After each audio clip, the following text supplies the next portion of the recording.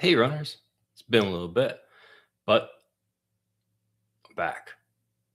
I hope you're enjoying the new album, No Worse for Wear. It's out now. And give it a listen if you haven't already. That actually has, I think, out of the 7 songs, 6 of them all were in Let's Write a Song sessions, followed by the inevitable Win Solo session. In any event, after you have an album, and it just released June 12th, so 8 days ago. At some point, I shifted from writing into full production, and I stayed there for a while. And then I usually give myself a writing break because, I feel like if you keep at it and you don't give yourself breaks, then it just kind of gets a little tired. So you need to find some inspiration, and sometimes it's found by doing something completely different. Gardening, maybe. I don't know. I had a 80s barbecue. That was pretty good. You should have seen the outfits. In any sense, I started playing around, which is usually how these things start. Yeah, when I'm really stuck, I play that Dan Auerbach "Waiting on a Song" thing. "Waiting on a Song." It's pretty good. Um, love the Black Keys. I got tickets to see them toward the end of July, and one of their underrated albums. I think it was one before this current one, Peaches. I believe it was No Rain, No Flowers. Anyway, that's a cover I did. You'll find out there as a coffee cover. And it's still a bit early, so we're having some coffee, even though we're not really doing covers. I was playing a song from it that they wrote with Noel Gallagher of Oasis, and I think that's pretty cool. And I don't know, Black Keys fans are kind of fickle. When they're doing the blues, they say, well, it's not as good as the old blues. And when they're not doing the blues, they're just like, well, they've sold out now, which is kind of crazy because the more production heavy sort of alt rock stuff helped really break them a lot in, the top charts, I believe, anyway. Turn Blue, fantastic album, but often something that people overlook in favor of the early stuff, which is also good.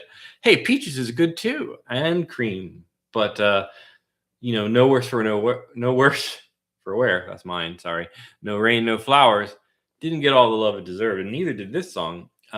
So they did this one with Everybody's on the Game. So it was because everybody's on the game. They keep you howling at the rain.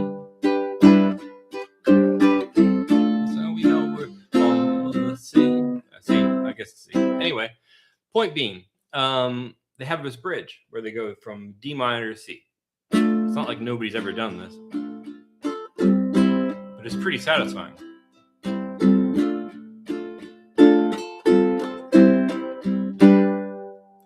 So I found myself stuck playing this D minor to C.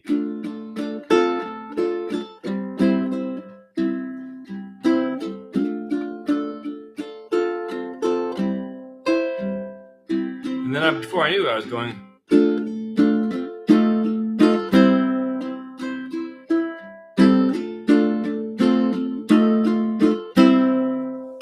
Now, that's not what they were doing.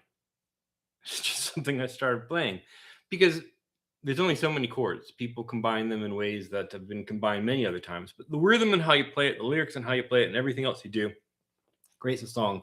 You're never really directly ripping off as much as you are influenced. And, maybe there is a degree of rip off here and there, but that's clearly not the same song. But what's interesting about this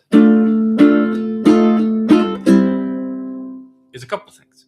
First, there's no way that's the beginning of a song. Certainly not the chorus. And I don't think you can do a verse over it. So in my head, that's the end of a song. So all I started with was this end of a song. Well, that'd be fun. You can imagine the band kind of jamming out.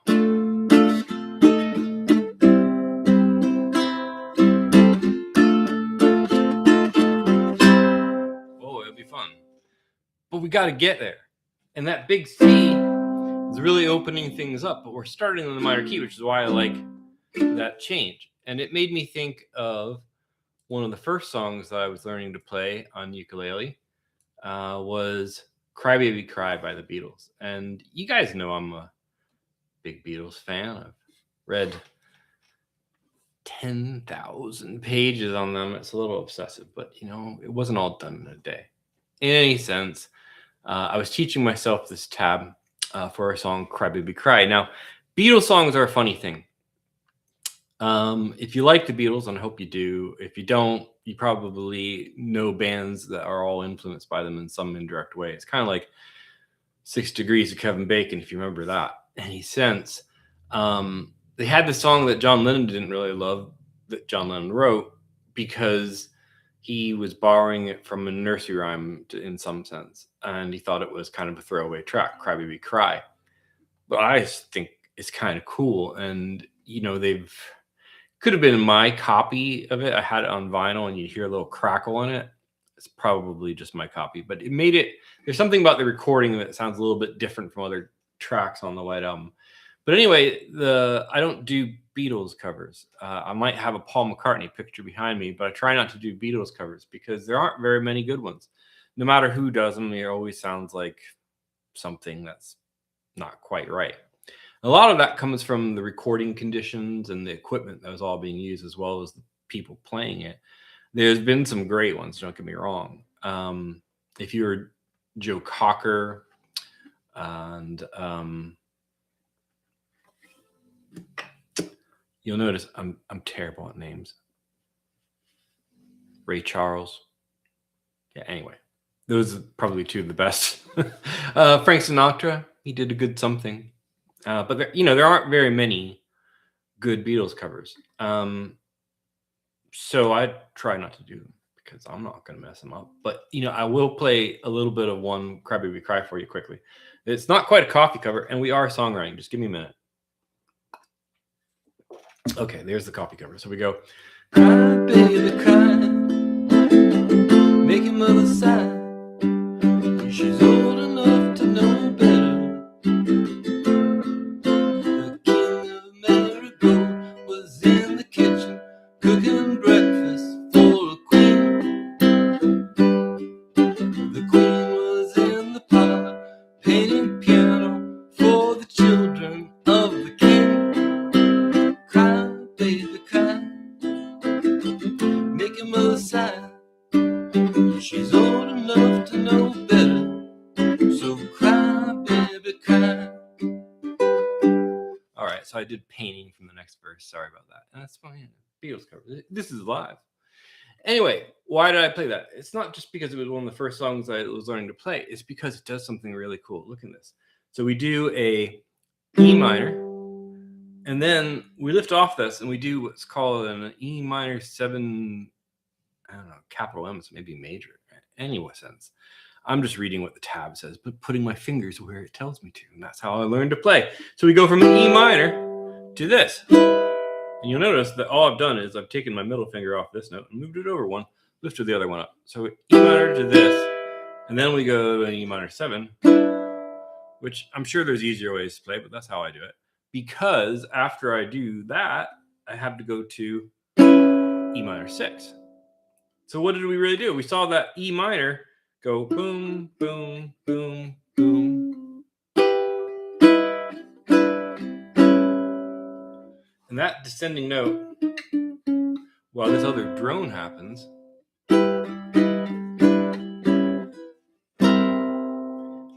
I love the 7th chords, of course.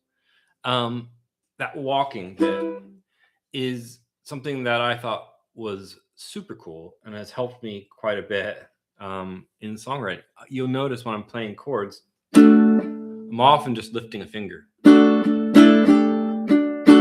maybe sometimes moving it a little bit, because I found that that's a little bit of Cry Baby Cry, but it's something a lot of people do, because if you're just playing a straight D, sorry, I gotta play a straight D. You need something at a certain point, unless you're just doing straight up punk. I don't know. So if you want to break it up, there's the finger picking option, or there's picking up some fingers.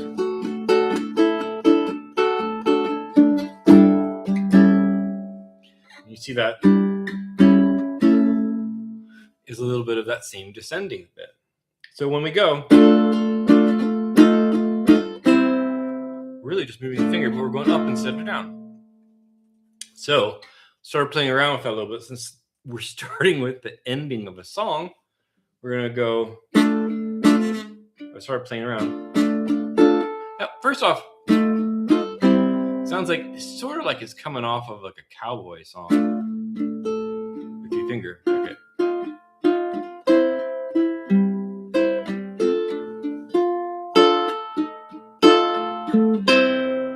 So now if we do with this, on the next bit on the E string,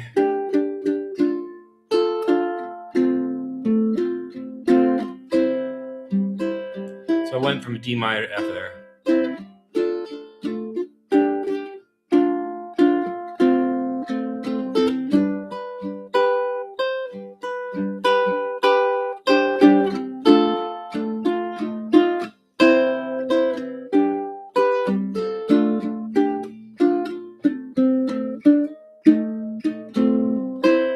Anyway, we start getting that kind of thing going.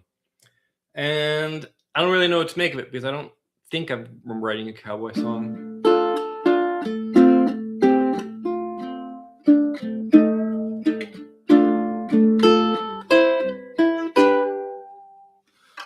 And you know me, I kind of have a hard time slowing down, right? The idea of doing this mellow acoustic sort of song, I don't know. I always end up kind of wanting to rock out a little bit more than that. Call it a confidence thing, call it preference. I don't really know. But the idea of just kind of going slow and writing this finger-picking ballad and expecting you to sit there and listen through it because it's inevitably longer than I like my songs, which you'll notice on No Worse for Wear, out now, that that particular album has an average of songs around 2.5 minutes. So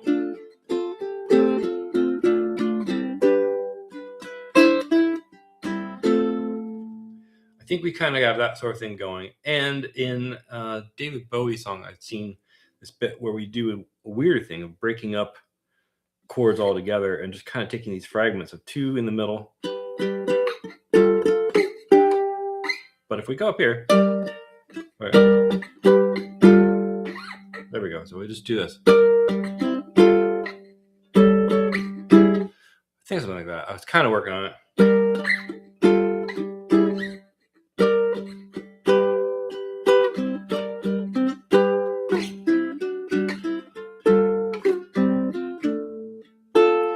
Bringing you back to there. So it's sort of like an intro.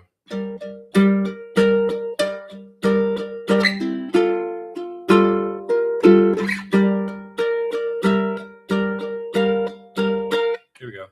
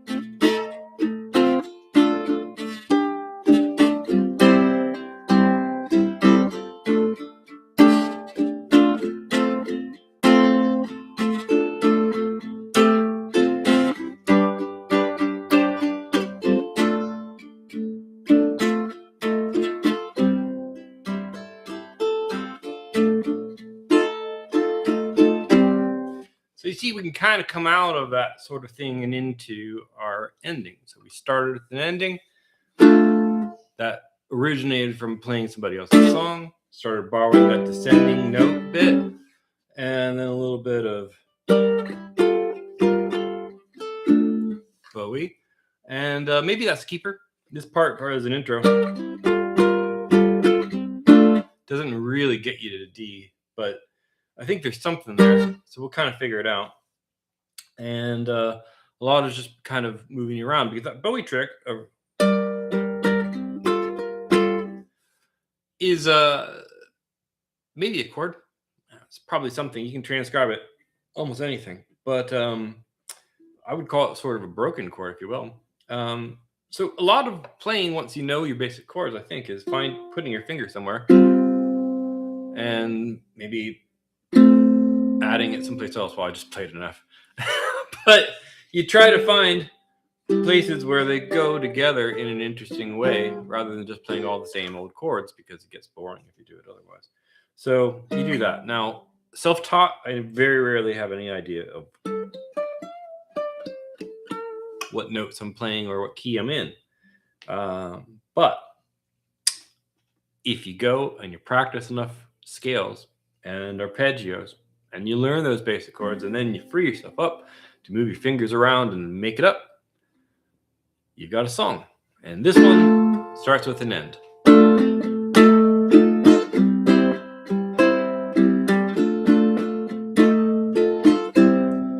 Well, it'll end with the end anyway. I don't think it will start that way.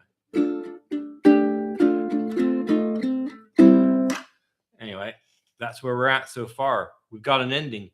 We've got ingredients that seem like they make up some kind of verse.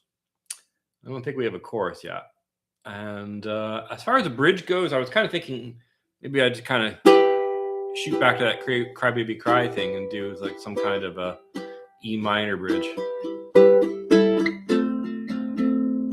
into F.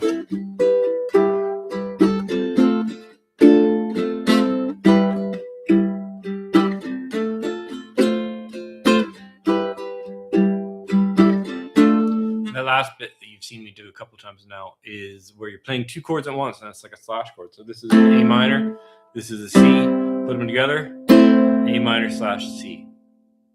It's hard to say 3 times. Anyway, that's where we're at. Thanks for joining. Give a listen to No Worse for Wear, and hopefully I'll be back soon with a little bit more of whatever this is, and maybe we'll have the start of it, or eventually have a real song that we'll record, and maybe it'll end up on the next album. Whose album? I don't know. It could be The Runners. Maybe there's another solo out there. I don't know. It's probably The Runners. Although after finishing an album, the first couple that you write aren't necessarily the ones that make it on the next. We just keep writing. So tune in next time.